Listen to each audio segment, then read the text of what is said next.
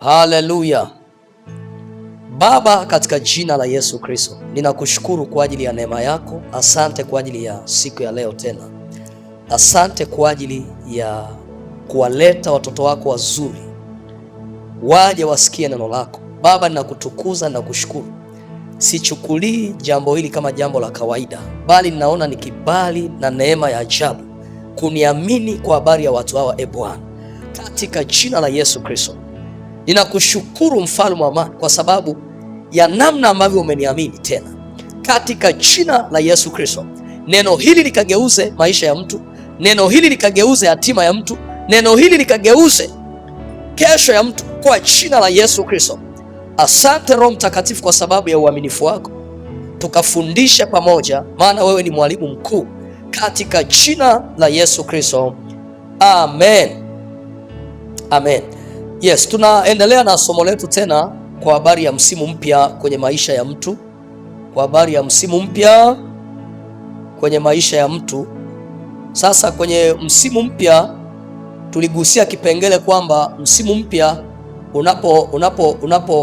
unapotimia au unapotokea kwenye maisha ya mtu, yamkini au kuna watu unaweza kulazimika kuachana nao kwenda kwenye msimu mpya. Bwana Yesu asifiwe sana.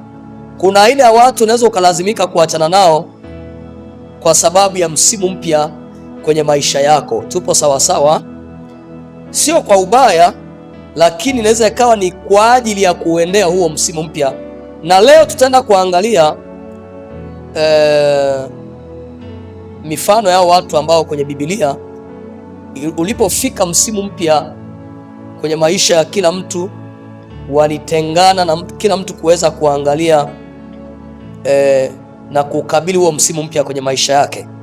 Bwana Yesu asifiwe sana. Bwana Yesu asifiwe. Mtu wa kwanza hapa tutaangalia kwa habari ya Abraham na Lutu. Tutasoma kitabu cha Mwanzo sura ya 13 kuanzia mstari wa kwanza. Huyu ni Abraham na Lutu. Bwana Yesu asifiwe sana. Hawa ni watu, wakati Ibrahimu anatoka kule kwa Tera kwa baba yake,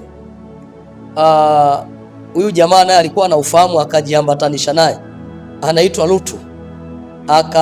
Akaona huyu jamaa kuna neema fulani, nisimwache niambatane naye kule anakoelekea, na mimi niweze kusafiria hiyo neema iliyoko juu yake. Lakini ilipofika muda fulani, ilipofika majira fulani, inabidi waachane kwa sababu ya msimu mpya ambao Mungu anataka kudhihirisha kwa Ibrahimu. Haleluya. Basi tutasoma kitabu cha Mwanzo sura ya 13 kuanzia huo mstari wa kwanza. Tutajifunza mambo kadha wa kadha hapo kwa neema ya Mungu, ili tuweze kuelewa sasa kwamba kuna misimu inatokea kwenye maisha ya watu. Kuna aina ya watu inabidi uachane nao kwa ajili ya kuendea huo msimu mpya kwenye maisha yako, katika jina la Yesu Kristo. Kuna aina ya kazi ambayo inakulazimu kuiacha kwa sababu ya msimu mpya. Amen. Utakumbuka kwa habari ya mtu mmoja, kabla hatujasoma najaribu kama kuweka msingi fulani ili tukirudi tunaweza kupata mambo fulani mazuri. Kuna mtu mmoja anaitwa Elisha.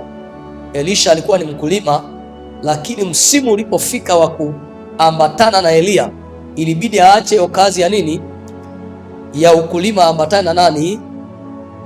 Na Elia. Bwana Yesu asifiwe sana.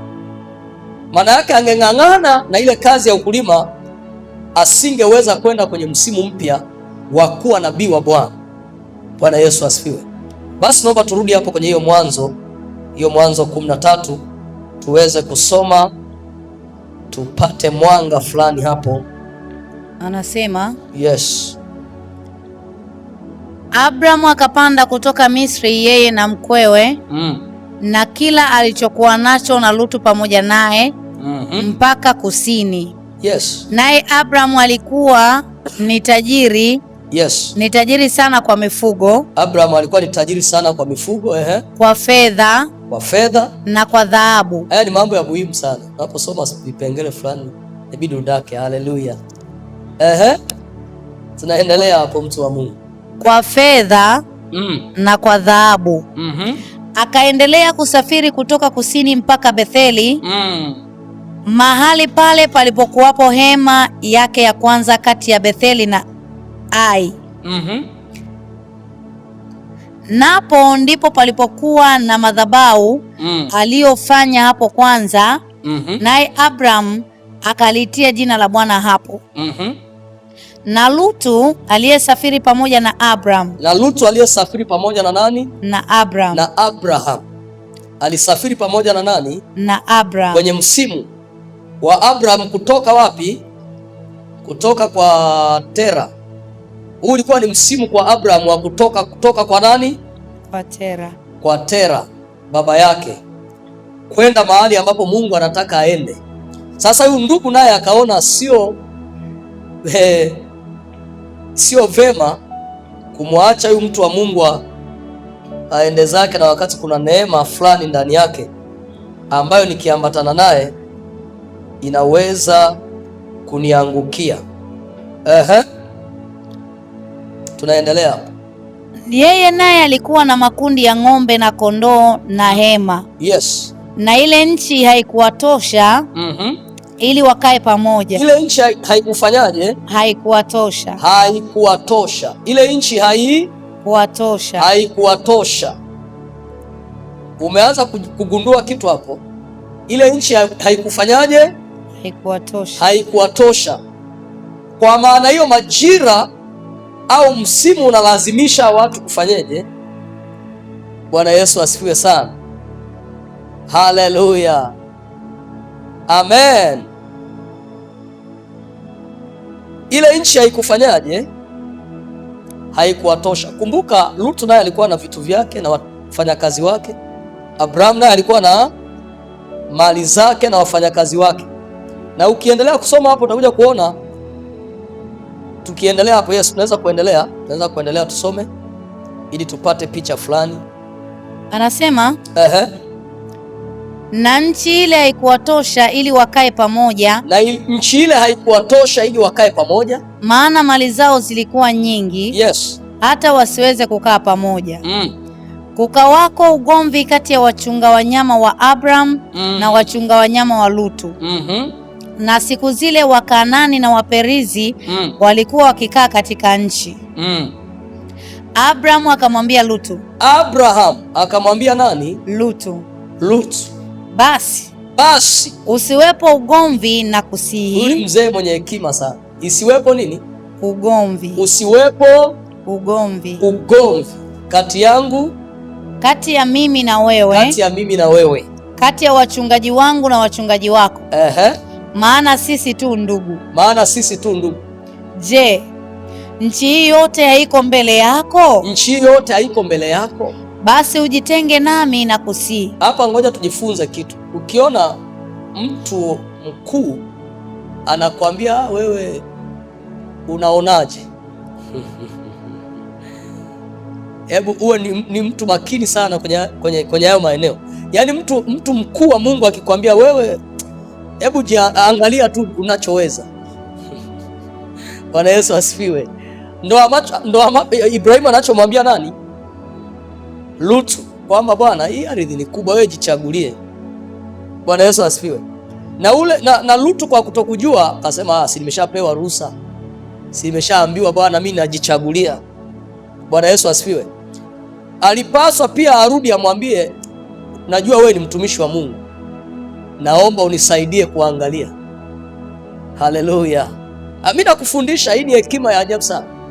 Uone namna ambavyo Lutu ameambiwa, hebu angalia tu, hii ardhi ni kubwa, nchi ni kubwa, wewe jichagulie.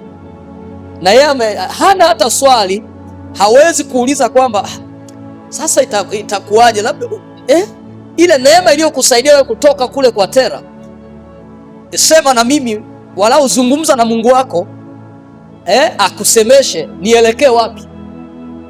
Bwana Yesu asifiwe. Wangapi wanadaka hiyo kitu? Bwana Yesu asifiwe sana. Ukiona hata mtumishi wa Mungu anakuambia haina shida, wewe endelea tu, unaonaje? Kwenye mambo kadha wa kadha, yani hawezi hata yamkini kukuzuia wala nini, anakuambia haina shida, basi wewe endelea tu, endelea. Bwana Yesu asifiwe sana. Haleluya. Na unaona huyu mzee ana hekima, anasema kwa nini tugombane? Ya nini iwe ni shida? Kwa nini pawe na migongano? Bwana Yesu asifiwe. Lakini naamini Ibrahimu alikuwa anaona katika roho kwamba kwa hali hii tuliyofikia na huyu Lutu, ni heri nimwachilie aende wapi? Anakopataka yeye. Unanielewa ninachosema? Bwana Yesu asifiwe sana. Ibrahimu ni mtu wa rohoni. Kwa nini? Kwa sababu Mungu ukisoma tu ile Mwanzo 12, Mungu anasema naye, anasikia. Maana yake yeye na Mungu anazungumza. Bwana Yesu asifiwe sana. Kwa hiyo Ibrahimu ni mtu wa rohoni. Ibrahimu ni mtu ambaye ana ushirika na Mungu, anasikia, anaona. Haleluya. Sasa kwa hekima anamwambia, ya nini tuendelee kufanyaje?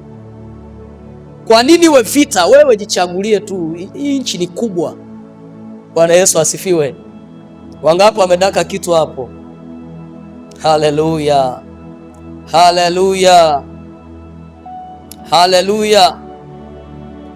Kwa hiyo nani akaenda zake?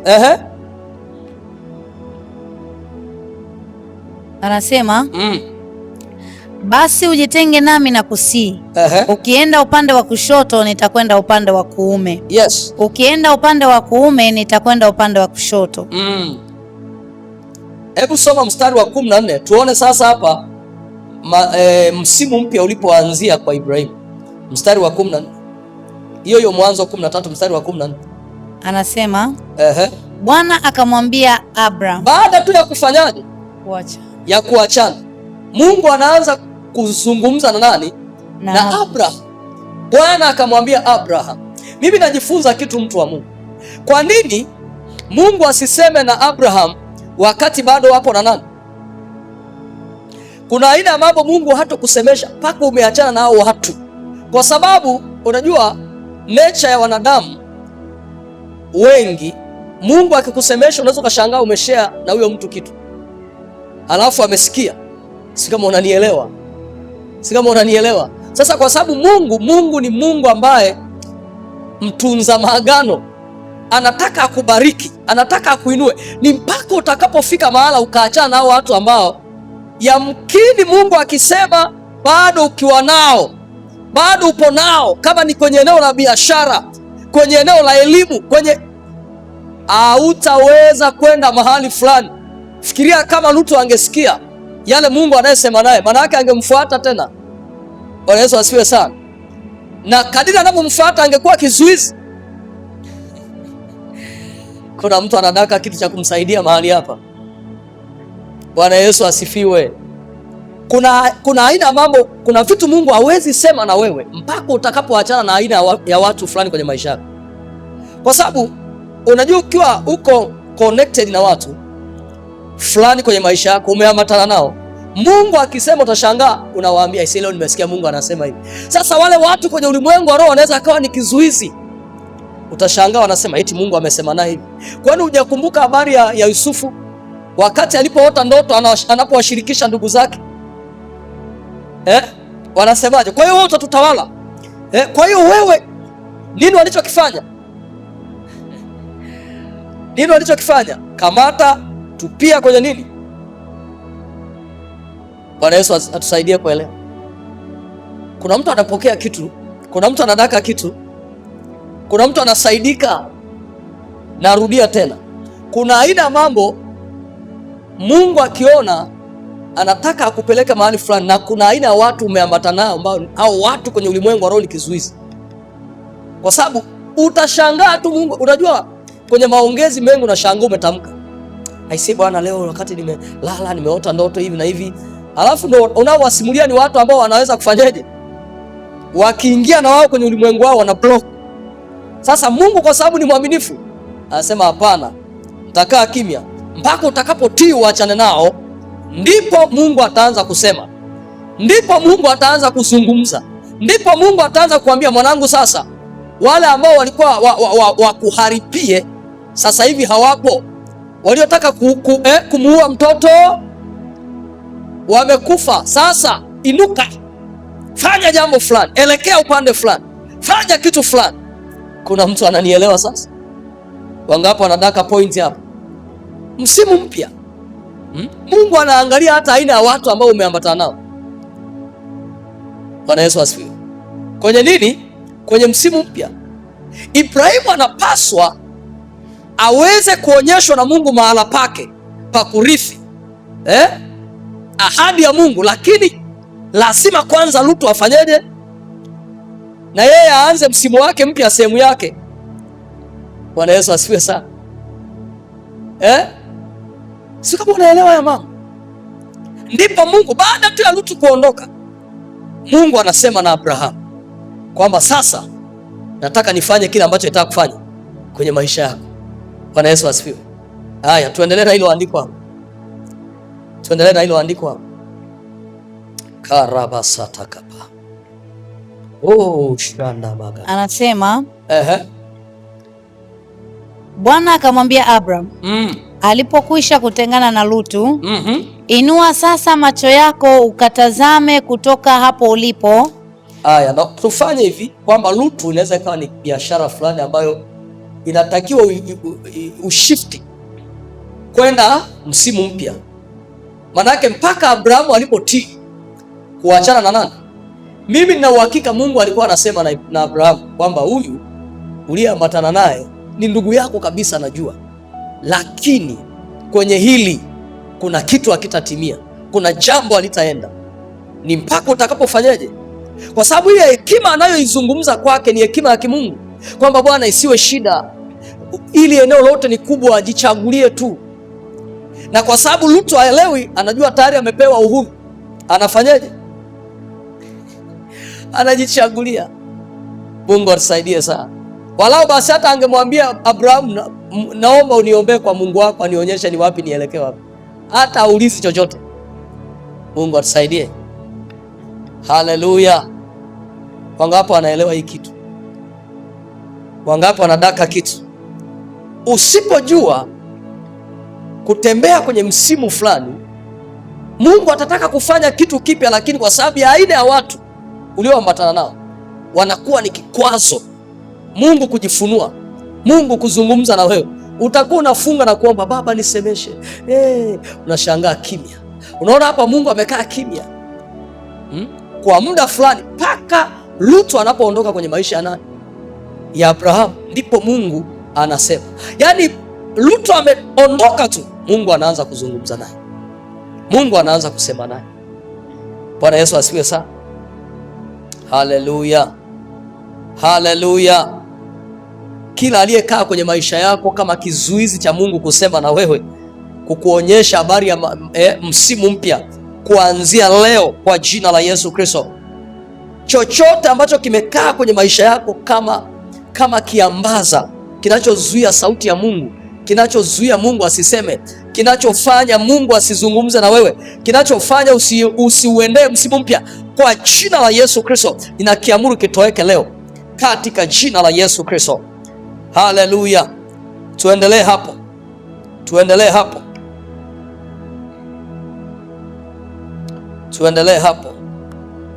Anasema alipokwisha kutengana na Lutu. Alipokwisha kutengana na nani? Na Lutu. Alipokwisha kutengana na nani? Na Lutu. Na Lutu. Inua sasa macho yako utazame kutoka hapo ulipo. Inua sasa, ni msimu wako mpya. Alipokwisha kutengana na Lutu, Mungu akamwambia, Mungu anasema naye, inua sasa ni macho yako. Inua sasa macho yako. Alipokwisha kutengana na Lutu. Kuna aina ya mambo hautakaa uyaone mpaka umetengana na aina fulani ya watu kwenye maisha yako. Bwana Yesu asifiwe sana.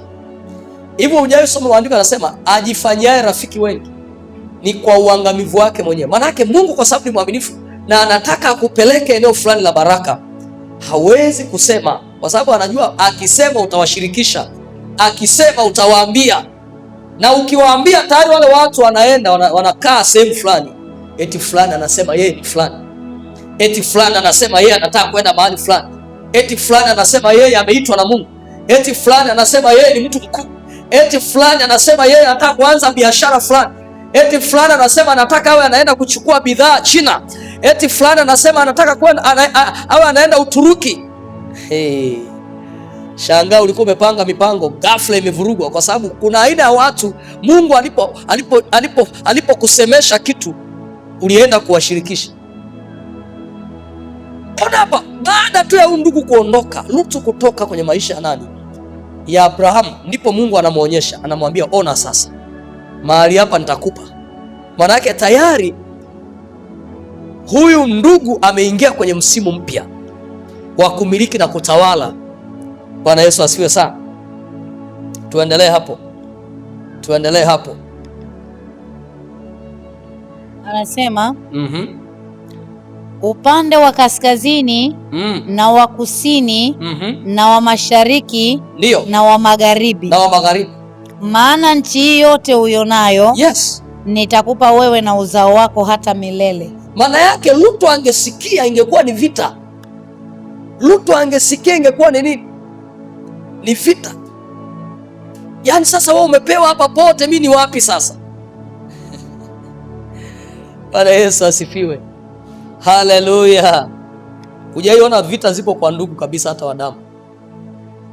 Kwa sababu tu mtu ana akili, kwa sababu tu mtu anatengeneza vitu vinaonekana, wanamuinukia. Mungu atusaidie sana. Haleluya. Kuna mtu anadaka kitu hapa.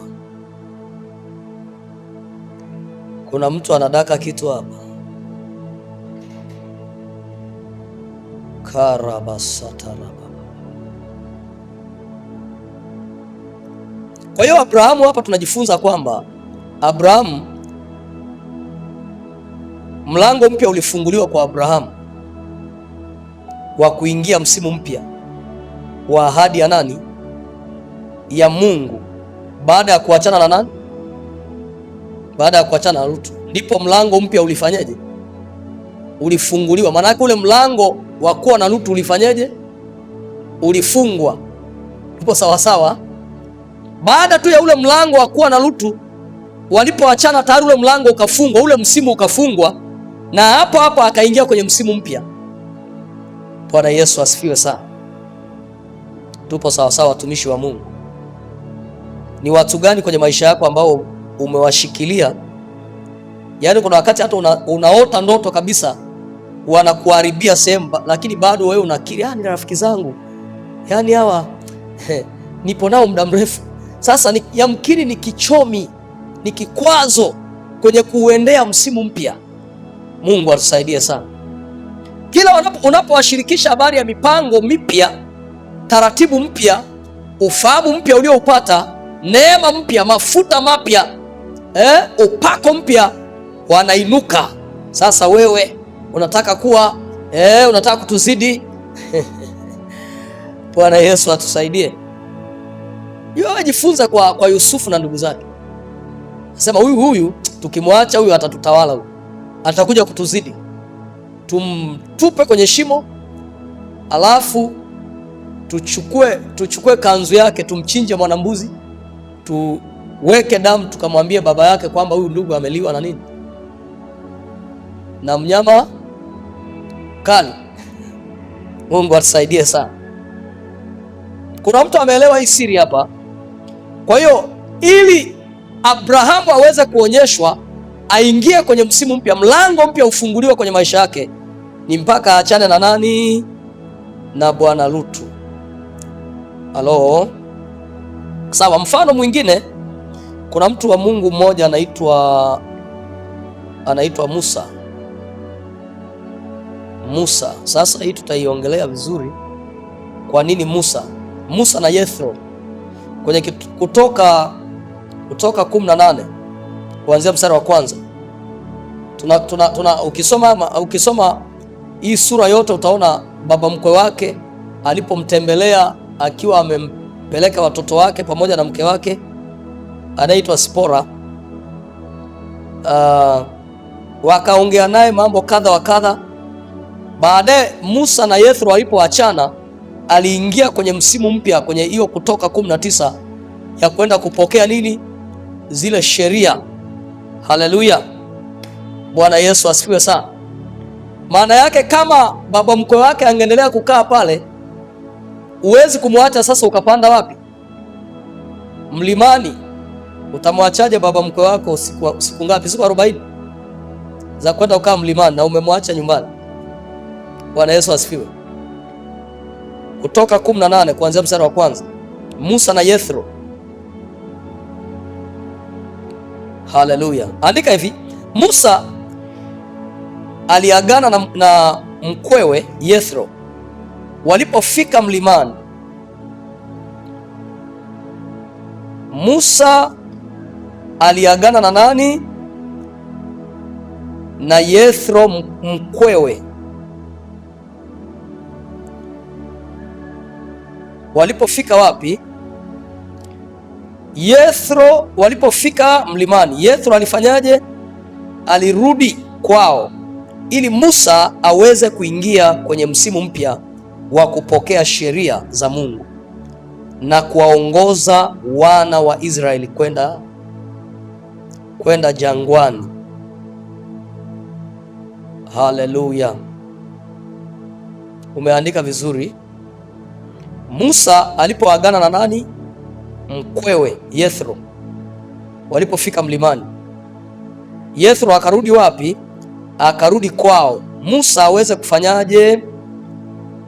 Kuingia kwenye msimu mpya wa kupokea sheria za Mungu na kuongoza wana wa Israeli kwenda jangwani.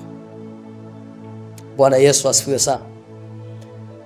Hawa ni watu wawili ambao tunaona ili jambo fulani lifanyike lazima patokee waachane kwanza. Baba mkwe arudi nyumbani kwake na Musa naye aende kwenye msimu mpya wa kupokea nini? Zile sheria za Mungu kwa ajili ya kuwaongoza wana wa Israeli kwenda jangwani. Bwana Yesu asifiwe. Sasa hii ya kupanda mlimani na kupewa zile amri utaiona hapo kwenye hiyo sura ya 19. Hii sura ya 18 inaongelea wakati Yethro ameenda kwa Musa, wamekutana na Musa, amemtembelea Musa. Ile tu anaporudi nyumbani kwake tayari Musa pia ni msimu mpya wa kwake kupanda wapi? Mlimani kwenda kupewa nini? Sheria za Mungu za kuwaongoza wana wa Israeli kwenda jangwani. Bwana Yesu asifiwe. Haleluya. Ukija kuangalia habari ya Musa alikuwa na misimu mingi. Msimu wa kwanza kabisa unaona habari ya wito wake. Kumbuka msimu kwanza kabisa Musa alikuwa kwenye msimu wa kuchunga nini? Kondoo wa baba mkwe, mifugo ya baba mkwe. Ilipofika msimu ulipoisha ni msimu wa wito. Sasa tukianza kujifunza, maana yake wakati Musa anachunga wale kondoo ni kama alikuwa kwenye mazoezi fulani, alikuwa shule. Tupo sawa sawa, alikuwa kwenye mafunzo. Mungu anapoona tayari mtu ameweza, kinachofuata ni msimu wa wito. Amen. Baada ya hapo anaenda wapi? Misri. Praise the Lord. Kwa tunajifunza kwenye maisha ya mtu kuna misimu mbalimbali. Kwenye maisha ya mtu kuna nini? Kuna misimu mbalimbali. Amen. Na ni muhimu sana kujua kwamba unapotoka kwenye msimu, kwa nini unaingia kwenye huo msimu? Maana yake ni wakati wa Mungu. Praise the Lord. Hivi unajua kwenye maandiko kitabu cha Danieli 2:21 Biblia inasema Mungu ndiye anayefanyaje? Anayebadili majira. Kwa hiyo majira ni misimu. Mungu ndiye anayefanyaje? Anayebadili majira. Kumbe kuna majira mbalimbali kwenye maisha ya mtu. Kuna misimu mbalimbali kwenye maisha ya mtu. Sasa lazima ujue kwamba kwenye huu msimu ninapotoka hapa sipaswi kung'ang'ana tena, napaswa kuachia ili niweze kwenda kwenye msimu fulani. Usipoelewa utakuwa miaka na miaka huko kwenye msimu fulani, haujawahi vuka. Ni kama ule ndugu kwenye ile Yohana ngapi? Yohana sura 5, akiwa pale miaka 38, wenzake wanavuka, wanahama misimu, yeye bado yuko pale pale, miaka 38 yuko pale pale. Wenzake ukurasa mwingine unafunguka, yeye wa kwake uko vile vile. Mungu atusaidie sana.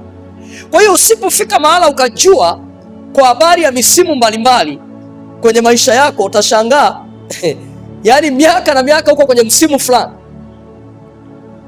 Praise the Lord. Na hapo ndio panazaliwa visingizio kwamba unajua birika maji akishachemka au anakuja mtu mwingine anaingia pale na nini. Na mimi nashangaa sasa, sina kitu tena, lakini kwa sababu Yesu ni mwingi wa huruma, rehema zake ni nyingi, ilibidi amlazimishe kumtoa kwenye nini, kwenye ule msimu. Bwana Yesu asifiwe. Na utakuja kujifunza ukisoma hilo andiko, hiyo Yohana 5 ukianza ule mstari wa 11, utakuja kujifunza baada ya kutolewa kwenye ule msimu, watu wengine walighadhabika, wakasema ni siku ya Sabato ni siku ya Sabato. Yamkini wale walikuwa wanamhurumia, maana wewe uko miaka mingi hapa utokagi. Mungu asaidie sana. Wanasema ni nani aliyekutoa kwenye huu msimu? Leo ni siku ya Sabato. Kwa nini? Kwa nini huyu mtu anatenda kazi siku ya Sabato? Sasa majira yamefika ya kutoka kwenye huo msimu kwenda msimu fulani.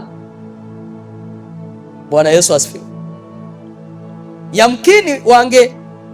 Yamkini ingelikuwa labda ni siku zingine, yule jamaa asingetoka pa. Unajua ukishakuwa umekamatwa mahali, ndio maana hata masuala ya ufungulivu huwa ni kama jambo linatokeaga la dharura hivi. Hujaionaga mtu anakuja kanisani anasema amekujaje hapa? Hatukutaka afunguliwe. Imekuaje mpaka akaja hapa leo? Maana yake kwenye ulimwengu wa roho ni kama wao wamepigwa bumbuazi. Ndivyo ilivyokuwa kwa wale watu. Wanashangaa huyu mtu ametoka kwenye ule msimu wa kukaa pale. Sijui alikuwa na tatizo gani huyu? Alikuwa ni kiwete au ni kiziwi?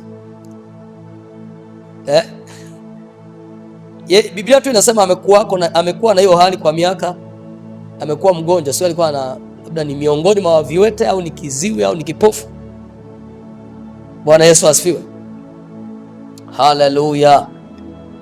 Wana wa Mungu, tunaelewa sasa ya mambo. Bwana Yesu asifiwe sana. Wangapi wanadaka kitu cha kuwajenga mahali? Kuna mtu anasaidika? Sawa, naomba tusogee kidogo. Tumeona habari ya Musa na nani? Na Yethro. Ili Musa aweze kwenda kwenye msimu wa kupewa zile sheria za Mungu, ni mpaka aachane na mzee nani?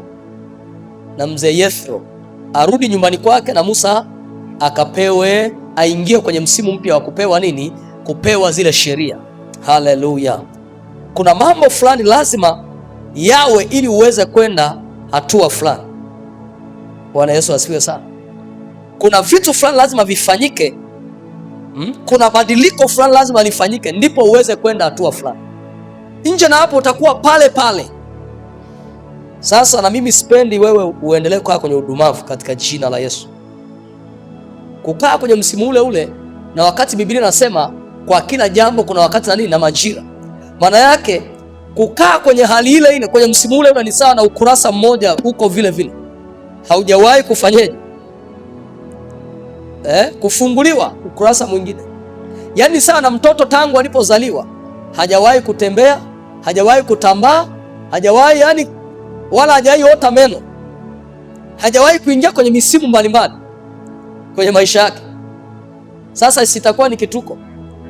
Yaani wazazi wake labda wanasema tu miaka 20 tangu alipozaliwa. Yaani sio wa kuongea, sio wa kutembea, afanyi chochote. Ni hatari mno. Inabidi wale wazazi waanze kwenda kwa madaktari mbalimbali, kwa matabibu mbalimbali, ili huyo mtoto aangaliwe ana shida gani. Muulize jirani yako, je, wewe huwa ni mtu wa kujiuliza kwa habari ya misimu mipya kwenye maisha yako? Au umeridhika? Ni hatari ukiwa kwenye msimu ule ule na hujaishtuka. Yaani hujaishtuka kwamba hivi kwa nini niko hivi? Nilipaswa kuwa wapi? Nilipaswa nisogee kwenye eneo fulani hatua ipi? Bwana Yesu asifiwe sana. Ni hatari tangu ulipookoka unaombaga dakika 10 zile zile. Yaani hujawahi kuaga na hujawahi kushtuka hivi, kwa nini mpaka leo naomba dakika 10? Kwa nini mpaka leo naomba dakika 20? Kwa nini mpaka leo naomba nusu saa? Tangu nilipomwamini Yesu. Kwa nini sijaisogea? Nini kinachonizuia kwenda kwenye msimu mpya wa kutoshelezwa na Bwana? Bwana Yesu asifiwe sana. Yaani tangu ulipookoka labda una maandiko mangapi? 5 yale yale, yaani hujaisogea na hujawahi shtuka hivi, kwa nini tangu nimeokoka nina maandiko? Yamkini hata maandiko yenyewe hauna labda. Si kama unanielewa? Tangu ulipookoka hivi, kwa nini? Maana naona wenzangu ambao niliokoka nao siku moja wanaweza hata kuhubiri, wanaweza hata kushuhudia, wanaweza hata wana maandiko fulani, wanaweza kurifaa wanapoomba. Haleluya! Kwa nini mimi sina hata andiko moja? Kwa nini mimi yani sijawahi sogea kwenye msimu fulani, bado nipo kwenye msimu ule ule? Mungu atusaidie sana. Ukiwa na hiyo hali ni hatari. Mtu yoyote ambaye tayari ndani yake ana ufahamu huwa anajiuliza ikifika mahala fulani, hivi kwa nini niko hatua hii? Kwa nini mpaka sasa hivi bado niko hapa? Nilipaswa niwe msimu fulani, niingie msimu fulani. Bwana Yesu asifiwe. Haleluya. Tupo sawa sawa. Hivi naamini hata yani tangu ulipozaliwa mpaka hivi ulivyo kuna badiliko hata kimaumbile, si sawa? Kuna tofauti ukiwa na miaka 10 na sasa hivi ukiwa na miaka mingapi?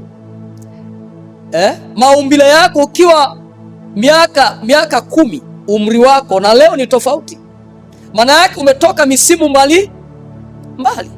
Sasa fikiria tangu ulipozaliwa miaka hiyo, leo ukiwa labda miaka 30 na au 40, alafu uwe vile vile sawa na ukiwa na miaka mingapi? Miaka 10. Yaani hujabadilika kwenye mwili, hujabadilika. Yaani nafikiri hata watu wangekuwa na huyu mtu tunaambiwa ni miaka 40 tangu amezaliwa umri wake, lakini hawaoni chochote ukibadilika kwenye maumbile yako. Si wangekuwa na maswali. Kuna mtu ananielewa ninachosema? Sasa hata kiroho pia kuna misimu mbalimbali ambayo mtu anapaswa kutoka kwenda kwenye msimu mpya. Haleluya. Ikiwa ni maarifa, ikiwa ni ufahamu wa roho, ikiwa ni namna ya kuomba, ikiwa ni namna ya kusoma neno la Mungu, kuna namna anapaswa kwenda nini? Kwenye msimu mpya. Sema amina katika jina la Yesu. Haleluya. Kwani hujaisoma maandiko kwenye kitabu cha Warumi? Kitabu cha Warumi sura ya 10 mstari wa 2 pale. Anasemaje? Naomba tusome ile andiko. Warumi sura ya 10 mstari wa 2. Warumi sura ya 10 mstari wa 2.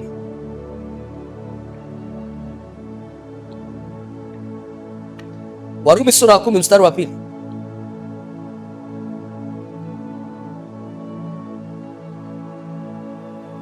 Anasema, yes, kwa maana nawashuhudia kwamba wanajuhudi kwa ajili ya Mungu. Wanajuhudi kwa ajili ya Mungu, lakini si katika maarifa. Maana yake hawaamagi nini?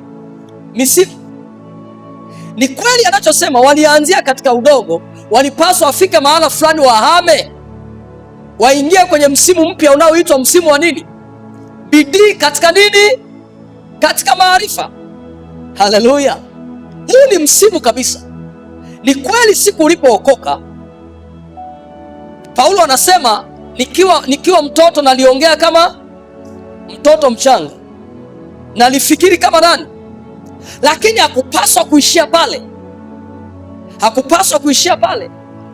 Alipaswa hame. Ndio maana hapa anasema wanabidii katika kumtafuta Mungu, lakini sio katika nini? Maana yake walipaswa wahame kwenye misimu, waingie kwenye msimu sasa wa kumtafuta Mungu katika namna ya maarifa. Maana yake kuna hali ya ukuaji, kuna namna ya viwango vya ukuaji. Maana yake ni misimu mbalimbali kwenye maisha yao ya kiroho. Bwana Yesu asifiwe. Haleluya. Sasa hivi ni vitu ambavyo vinaendana na, haiwi upande wa Mungu tu, ni sawa, kwenye hili badiliko la msimu haiwi upande wa Mungu tu. Kuna kipengele chako ambacho na wewe unapaswa kuwajibika. Bwana Yesu asifiwe sana. Kwanza kabisa kutambua, lazima utambue, huyu ni mtu wa rohoni unayetambua kwamba kwa namna hii hapa nilipofika kijito cha Kerethi kimefanyaje? Kimekauka. Napaswa kuhama viwango vya kuomba. Maombi yale tangu ulipoanza kuomba au uendaji viwango fulani mpaka hicho kijito kinafanyaje? Bwana Yesu asifiwe. Lazima uwe ni mtu wa rohoni unayechua kwamba majira haya kuna kitu hapa ninapaswa kuhama. Kuna badiliko kwenye ulimwengu wa roho, napaswa kuhama. Amen. Hatari sana mtu ambaye kwenye ulimwengu wa roho haasesi chochote. Huyo ni mtu hatari sana. Hujaisoma maandiko yanasema watu wanabebwa na kila upepo. Wanachukuliwa na kila nini? Na kila upepo. Yaani upepo huu ukija unamchukua. Yeye hajui kupambanua. Hajui kufanyaje? Kupambanua. Kwa jina la Yesu Kristo, pokea neema ya kupambanua katika ulimwengu wa roho. Kupambanua kwamba ni majira gani na ninahama kwenda majira yapi. Bwana Yesu asifiwe. Anasema wanabidii katika kumtafuta Mungu lakini sio katika maarifa. Maana yake ni kweli walianzia kwenye udogo fulani, walianzia kwenye uchanga, ila hawakupaswa kuishia kwenye nini? Kwenye uchanga. Miaka na miaka wanasema bado nakuwa. Ni kweli tunapaswa kukua, lakini kuna viwango ambavyo tunapaswa kuvuka kwenda viwango fulani. Bwana Yesu asifiwe sana. Haleluya. Lazima pia niwe ni mtu nayeangalia kwamba labda nina muda fulani tangu nimeongozwa sala ya toba. Okay, kama ni kuomba, je, nimefika kiwango gani? Nimekuwa kiwango gani?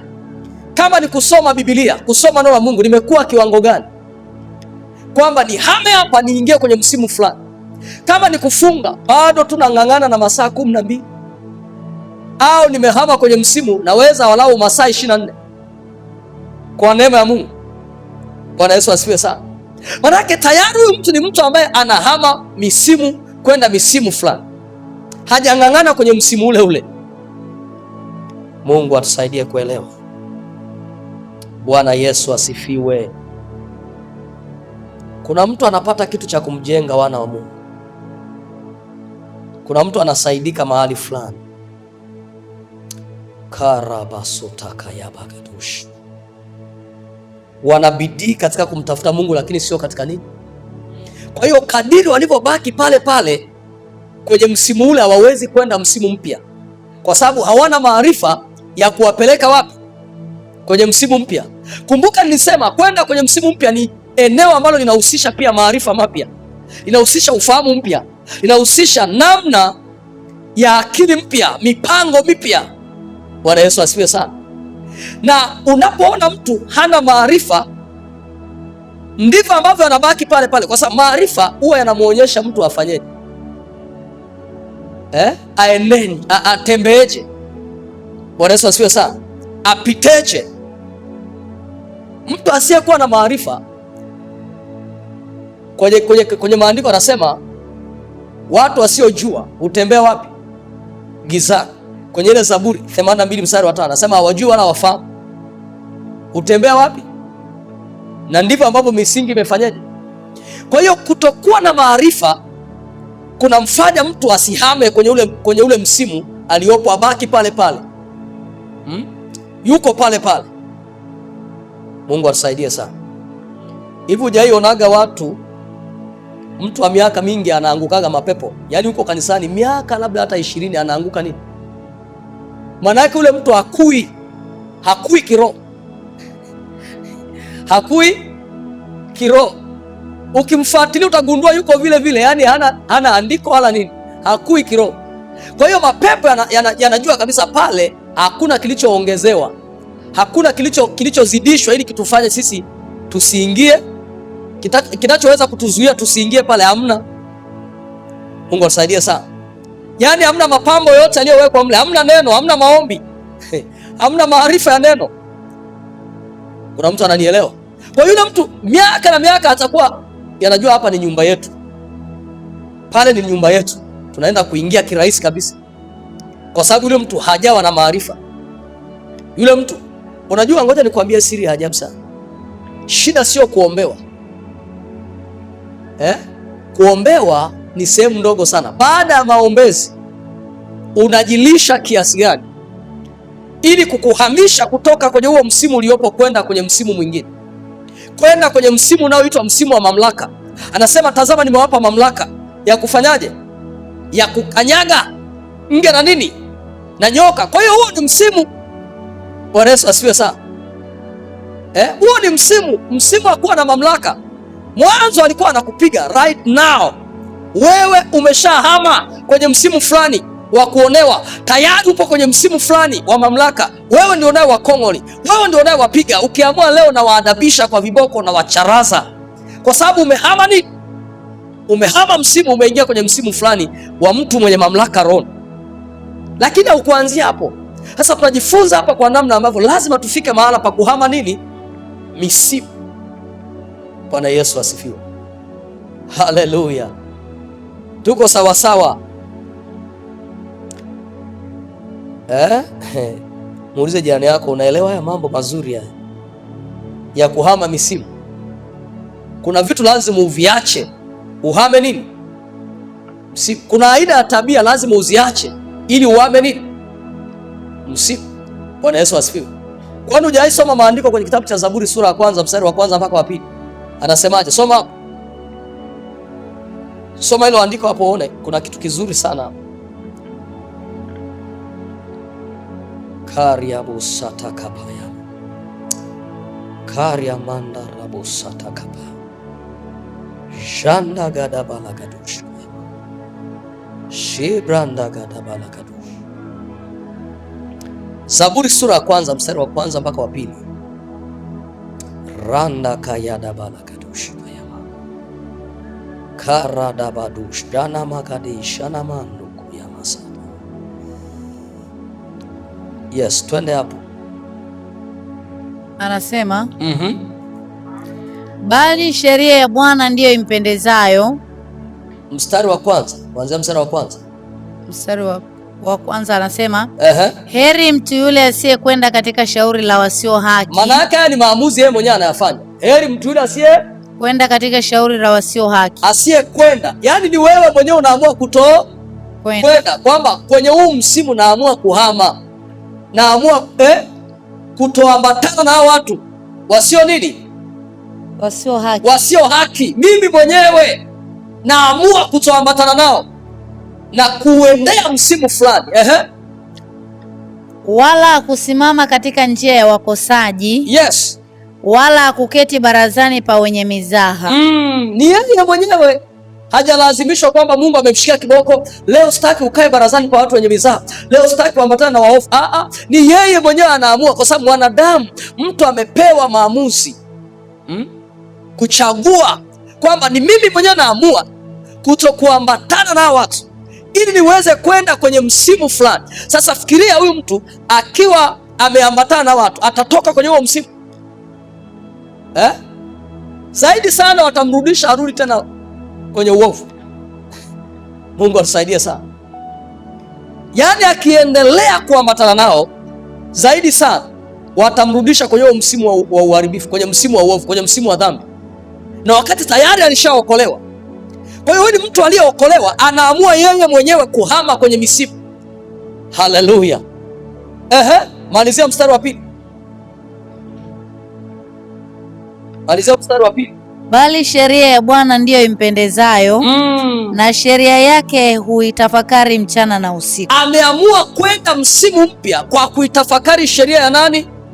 Na mimi nakwambia kwa aina ya mtu huyu, kadiri anavyotafakari neno la Bwana, ndivyo ambavyo ufahamu mpya unaumbika ndani yake, ndivyo ambavyo anakuwa ni mtu mwenye hekima, ndivyo ambavyo maamuzi yake yanakuwa ni maamuzi yanayochukuliwa katika namna ya hekima ya neno la Mungu. Haleluya. Bwana Yesu asifiwe sana. Sasa fikiria akiwa kwenye ule msimu wa kuambatana na waovu, wa kuketi barazani pa watu wenye nini, maisha yake atabadilika, ataenda kwenye msimu wa kuinuliwa. Nani atakayemwamini? Kwa sababu Mungu anaweza huyu bado yupo barazani pa watu wenye mizaa, bado ni mtu ambaye ameambatana na watu waovu. Kwa hiyo hata nikitaka kumpeleka mahala pa kumheshimisha, atatoka tu pale, ataharibiwa tu. Mungu atusaidie sana. Kumbuka, Mungu ni Mungu mtakatifu, na ili uweze kuketisha vitu vyake lazima na wewe uweze kutembea kwenye utakatifu. Bwana Yesu asifiwe. Nasema Mungu atusaidie kuelewa. Haleluya. Sawa, naomba tuvuke kidogo hapo, tuende tumwangalie mtu mwingine. Huyu ni mtu hawa ni watu watatu, au pointi ya tatu kwa habari ya watu. Mmoja alipotaka kuingia msimu mpya na mwingine msimu mpya waliachana. Mwingine anaenda mbinguni kwenye msimu mpya na mwingine anaenda kwenye na manto yake upako mara mbili, anaenda naye kuanza shughuli zake za kihuduma. Bwana Yesu asifiwe sana. Anaitwa Elia na Elisha. Kwenye kile kitabu cha Wafalme wa pili sura ya pili, ukianza mstari wa kwanza mpaka mstari wa 14 utakuja kugundua hapo hao watu, kuna mtu mwingine anahama kwenda msimu mpya ili na mwingine aanze msimu mpya kwenye eneo la huduma. Bwana Yesu asifiwe. Ukisoma huo mstari wa 11 mpaka wa 14 ndio utakuja kupata hiyo kwa haraka ili tuweze kutembea hapo. Wafalme wa pili sura ya pili mstari wa 11 mpaka wa 14. Twende hapo tusome. Anasema ikawa hapo Bwana alipopenda kumpandisha Elia mbinguni kwa upepo wa kisulisuli. Bwana alifanyaje? Aliamua. Bwana aliamua. Kumbe Mungu ndiye anayebadilisha majira au misimu ya nani? Bwana ndio alipenda, sio yeye alijipeleka kwenye huo msimu. Bwana mwenyewe alifanyaje? Alipenda. Haleluya, praise the Lord. Bwana alipopenda kumhamisha nani? Elia. Tukumbuke kwenye hili somo letu la msimu, ni Mungu mwenyewe huwa anabadili nini? Misimu ya watu. Bwana Yesu asifiwe sana. Kwa hiyo tunaona hapa Bwana amependa mwenyewe kumuondoa nani? Elia. Na mimi naamini ya kwamba yamkini labda kulikuwa kuna kusudi hapa. Bwana Yesu asifiwe. Ukija kuangalia wakati Mungu anamwambia Elia akampake mafuta Elisha awe nabii, na mpaka anapokuja kuondolewa hapa ni muda umeenda. Nilisikia mtumishi wa Mungu mmoja alisema Elisha alikaa kwa Elia miaka 20. Sasa miaka 20 yote Mungu akupenda kumchukua Elia kwa sababu Elisha alikuwa hajaimarika. Sasa hatuzungumzi kwamba leo watu wote ili waweze kwenda kwenye huduma zao kwamba watumishi wa Mungu ambao au baba zao wa kiroho watakufa, hamna. Kwamba watatwaliwa. Kama muda wa Mungu haujafika bado wataendelea kufanya kazi pamoja, sema amen. Lakini tu anaweza akawa mmoja akaenda eneo fulani kwa ajili ya kufanya kazi ya Mungu ipanuke. Tupo sawa sawa? Nataka niweke vizuri hapo, sio kafikiri kwamba kila ambaye anataka kwenda kuanza huduma sehemu baba yake wa kiroho atafanyaje? Atatwaliwa. Amen. Kama saa haijafika, kazi itaendelea na huyu mwanae wa kiroho anachapa kazi sehemu na mwingine anapiga kazi sehemu. Sema amina katika jina la Yesu. Bwana Yesu asifiwe sana. Kuna mtu anaelewa sasa? Kwa hiyo tunapozungumzia hapa tunaona kwamba muda wa Elia ulifika. Ndio maana Mungu alipenda mwenyewe. Elia hajalazimishwa. Kuna mazingira utakuja kuona Elia anataka yeye mwenyewe aondoke. Mungu anamwambia bado muda, wewe kula kunywa uendelee safari yako bado. Bwana Yesu asifiwe sana. Tunaelewana watumishi wa Mungu? Imeisha 11 mpaka 14. Hebu tuendelee hapo. Tuendelee hapo.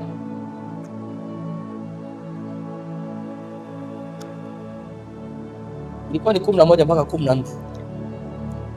Mimi nilianzia wa kwanza. Nilianzia wa kwanza. Kuanzia hiyo sura ya pili, kuanzia mstari wa kwanza. Haya, nenda sasa hiyo 11. Ruka nenda 11 mpaka. Sasa tumeona hapa kwamba hata ukisoma huo mstari wa kwanza kwamba Mungu amependa, lakini mpaka amekuja kuchukuliwa na hilo gari la imeenda ni siku ngapi hapo sijajua.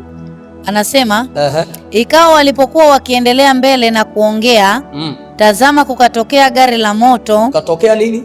Gari la moto. Gari la moto na farasi wa moto. Likawatenga wale wawili. Yes. Naye Eliya akapanda mbinguni kwa upepo wa kisulisuli. Naye Eliya akapanda mbinguni kwa upepo wa kisulisuli. Ni msimu mpya kwa Eliya wa kupanda wapi? Mbinguni kwa upepo wa kisulisuli. Siku zote hajaipanda, ila ni msimu mpya, mlango mpya umefunguliwa wa kupanda kwenda wapi? Mbinguni kwa upepo wa nini? Ila ukija kusoma maandiko mengine yanaelezea gari la moto, si sawa?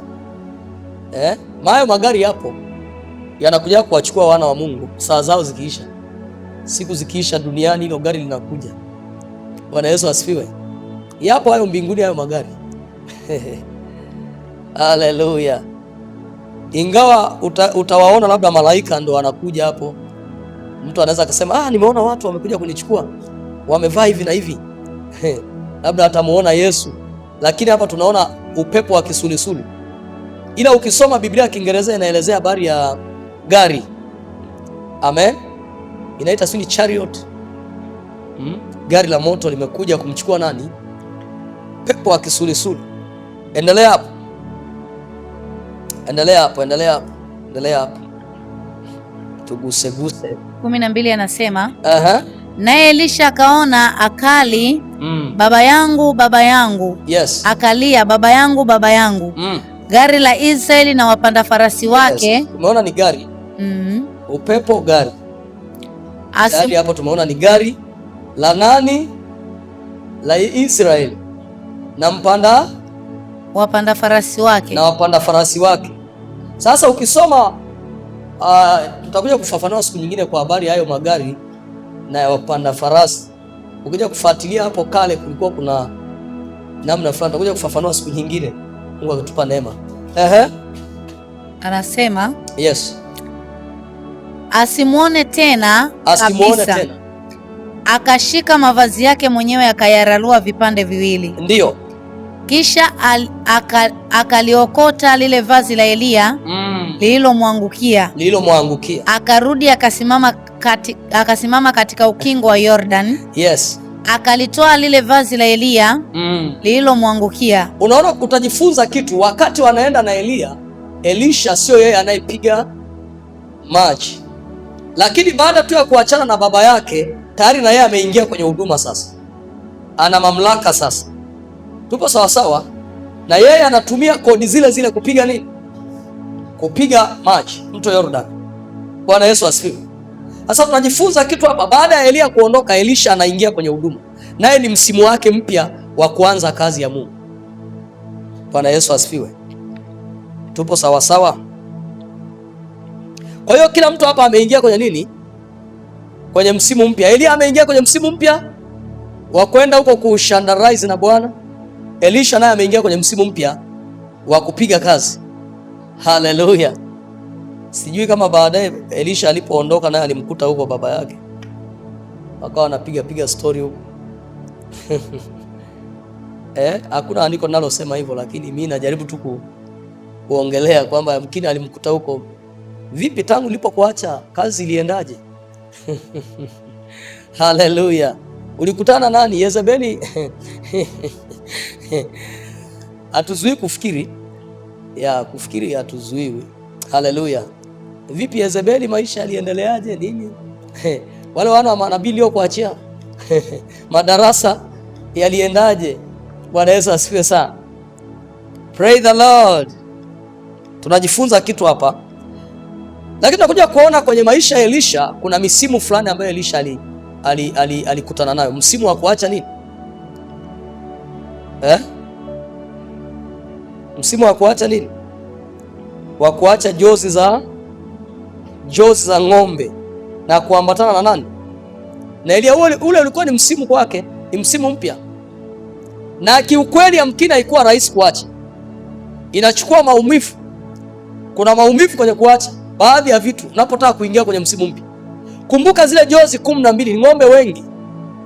Ameenda chinja akatokosa watu wakala, alafu aambatane na mtu ndo aanze upya anaanza upya. Bwana Yesu asifiwe sana. Yaani kwa lugha nyingine angeonekana kama kichaa, huyu jamaa amepagawa. Hivi zimo kweli? Ndio tulishawaambiaga walokole hawa huwa wamechanganyikiwa, lakini wasijue kwamba Elisha ameanza msimu mpya wa namna ya kuatamia ili aje apokee ile roho ya Elia, aje apokee ile neema, aje apokee yale mafuta. Bwana Yesu asifiwe sana. Kuna wakati fulani unapoingia kwenye msimu mpya inaweza ikaonekana kama umepoteza. Nakumbuka saa habari za kutoka na vitu vyako kutokea kule Skansa JKT kuacha mshahara wa 1,500,000 ni maumivu, lakini ndo uliingia kwenye nini? Kwenye msimu mpya wa kuanza kutengenezwa. Bwana Yesu asifiwe sana. Kuanza kufanyaje? Maana yake haujakubali kuacha, hautahama huo msimu, utakuwa pale pale.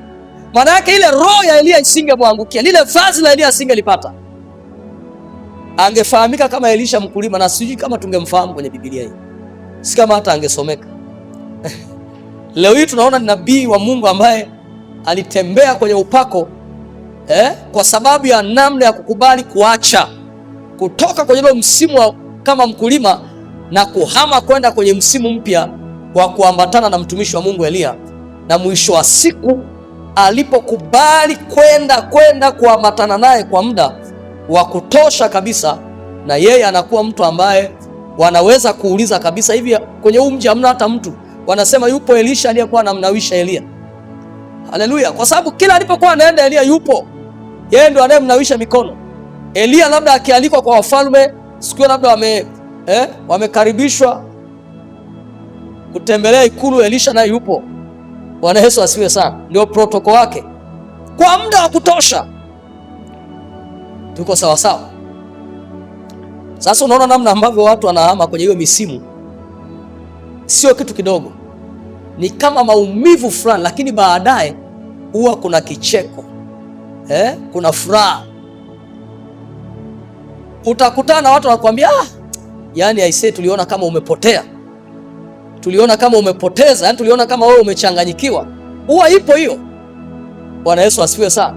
Tuliona kama yani kama wokovu ndio hivi sasa. Mambo gani haya? Lakini wasijue huyu mtu alihama kutoka kwenye msimu fulani kuingia kwenye msimu fulani. Ili aweze kupata kitu fulani, lazima ahame kwenye huo msimu kwenda kwenye huo msimu, na akubali kutii, akubali kunyenyekea, akubali kufuata. Haleluya, haleluya. Karabasata kapa mandari ya bushanda rabusaka. Tumalizia na hao watu. Kuna Paulo na Barnaba. Hawa nao ni watu ambao walitengana, kila mtu akaingia kwenye msimu mpya kwa sababu ya mtu mmoja anaitwa Yohana Marko.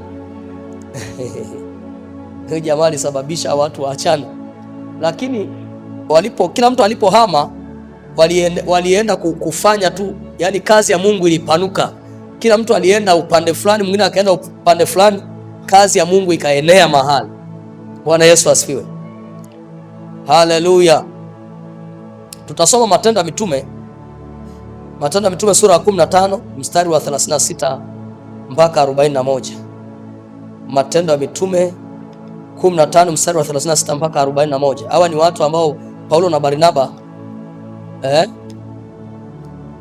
utakuja kufuatilia pale kwenye ile Matendo 13 ndo wanapofanyeje, anasema nitengeni nani? Barnaba na Sauli. Maana yake wote waliambatana, ila inafika mahala fulani wanaachana. Kila mtu anaingia kwenye msimu fulani wa kuanza kupiga kazi mwenyewe sasa. Bwana Yesu asifiwe sana. Soma hapo mtumishi wa Bwana. Anasema na Paulo na Barnaba wakakaa huko Antiokia wakifundisha na kulihubiri neno la Bwana pamoja na watu wengine wengi. Baada ya siku kadha wa kadha, Paulo akamwambia Barnaba, haya, mrejee sasa tukawaangalie hao ndugu katika kila mji tulipolihubiri neno la Bwana. Maana yake walikuwa na utaratibu wa kwenda kukagua kwenye site watu waliookoka. Bwana Yesu asifiwe sana.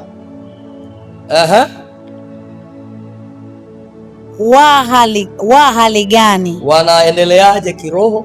Barnaba akaazimu kumchukua Yohana, yes, aliyeitwa Marko. Barnaba akaona tumchukue na huyo Yohana aliyeitwa nani? Marko. Aliyeitwa Marko pamoja nao. Bali Paulo hakuona vema kumchukua huyo aliyewaacha huko Pamfilia. Sasa kwa nini huyu Yohana aliwaacha? Yohana alikuwa bado mchanga kiroho. Alipoona mambo mazito akarudi nyuma, akawaacha akarudi. Sasa Paulo anasema huyu mtu alituacha mahali, tunamchukuaje tena? Lakini sasa namna ya huyu Barnaba yeye ana namna ya kuchukuliana na huyu Yohana. Anajua huyu atakomaa huko bwana, tuendeleage tumchukue. Sasa Paulo anasema hapana, huyu alituacha alituacha, sasa tunamchukuaje tena? Bwana Yesu asifiwe. Haleluya. Yes, kwa hiyo endelea hapo. Anasema basi Paulo hakuona vema kumchukua huyo aliyewaacha huko Pamfilia, asiende nao kazini. Asiende nao kazini. Basi palitokea mashindano baina yao hata wakatengana. Barnaba akamchukua Marko akatweka kwenda Kipro. Lakini Paulo akamchagua Sila. Paulo akamchagua nani? Sila. Akaondoka akiombewa na wale ndugu apewe neema ya Bwana. Haleluya. Kwa hiyo hapa ndo imetokea kila mtu aanze msimu wake mpya. Mwingine anaelekea huku, mwingine anaelekea. Bwana Yesu asifiwe sana. Si kama unajifunza kitu hapa. Kwa hiyo tunapozungumzia kwa habari ya kwenda kwenye msimu mpya, kuna aina ya watu kwamba huwa inalazimika kufanyaje? Kuachana nao. Lakini sio wote. Baadhi, yani Mungu akiona kwamba huyu mtu lazima aondoke kwenye maisha yako kwa sababu ya jukumu ambalo amekupa mbele yako, atafanya namna yote amuondoe huyo mtu. Bwana Yesu asifiwe. Hivi unajua, kwa mfano hata kwenye haya maisha, umekaa na mtu ambaye ni mchawi labda. Kila unapoombea mahitaji yako na yeye anasikiliza. Leo anaombea kuhusu biashara anayotaka kuanza. Anarekodi anashuka nazo wapi? Utatoboa. Mungu atusaidie sana. Mimi ngoja nikufundishe kitu. Haujajua, haujaisoma maandiko anasema wakati Danieli ameomba, yule malaika aliyetakiwa kuleta majibu akazuiliwa wapi? Kwani Mungu aliyekuwa anamuomba alishindwa kupambana na yule mkuu wa Uajemi? Bwana Yesu asifiwe. Sasa kuna mambo fulani Mungu atakagi uingie gharama, inabidi akiondoe ambacho kinaweza kukuingiza gharama ili usonge mbele katika jina la Yesu. Kwa nini mpaka Mungu asubiri yani huyu mtu aendelee kukaa hapo, aambatane na wewe kwenye maisha yako, akukwamishe? Alafu ndipo baadaye Mungu anakuambia kabisa achana na hiki kitu. Achana na kitu fulani. Bwana Yesu asifiwe sana. Tunaelewana watumishi wa Mungu? Hallelujah, hallelujah. Praise the Lord. Andika hivi, kila utengano kwenye Biblia mara nyingi uliashiria kufungwa kwa mlango mmoja na kufunguliwa kwa ukurasa mpya wa mpango wa Mungu. Kila utengano kwenye Biblia mara nyingi uliashiria kufungwa kwa mlango mmoja na kufunguliwa kwa ukurasa mpya.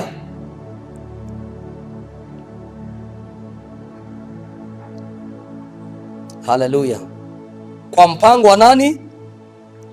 Kwa mpango wa Mungu.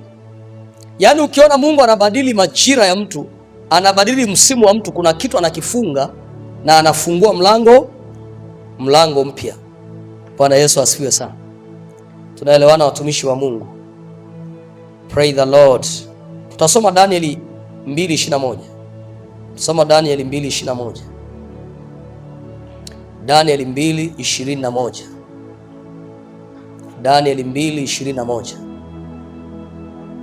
Shalabalagaduskayama. Danieli sura ya 2 mstari wa 21. Karadabasutakapa. Anasema, yes, yeye hubadili majira na nyakati, huudhuru wafalme na kuwamilikisha wafalme. Yaani yeye huwa anabadili majira, anaweza kumtoa mfalme huyu, kiongozi huyu, akamweka kiongozi huyu. Bwana Yesu asifiwe sana. Sasa pointi yetu kubwa hapa ni kwa habari ya mlango mmoja kufungwa na mlango mwingine kufanyaje? Kufunguliwa kwenye maisha ya mtu. Bwana Yesu asifiwe. Ukiwa ni mtu wa rohoni, hata ikitokea kwamba kuna kazi inatishia kwamba wanataka kukufukuza, ukiwa mtu wa rohoni, unaweza ukatega sikio lako na Mungu akakwambia wewe usiwe na shida. Hii kitu imetokea hivi kwa sababu ya kitu fulani, kwa sababu ya mlango ambao ni tayari nimeshaufungua na hakuna wa kuufunga. Bwana Yesu asifiwe sana. Sasa lazima uwe ni mtu wa rohoni uelewe, ili usije ukaendelea kung'ang'ana pale ambapo yamkini Mungu anataka akuhamishe viwango fulani. Mungu anataka akupeleke msimu mpya, utukufu mpya. Bwana Yesu asifiwe sana. Haleluya. Mungu akubariki sana. Neno hili likageuze maisha yako katika jina la Yesu Kristo. Amen.